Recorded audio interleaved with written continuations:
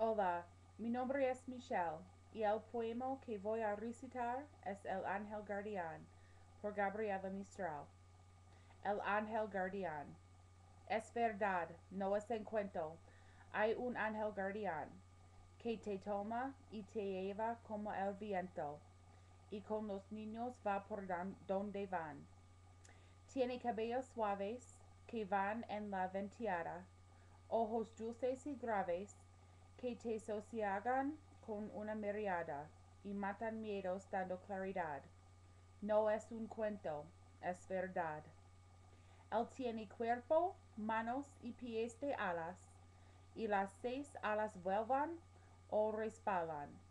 Las 6 te llevan de su aire batido, y lo mismo te llevan de dormido.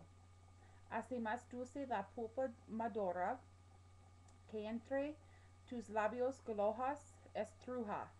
Rompe a la nuez su taimada envoltura, y es quien te libra de gnomos o brujas.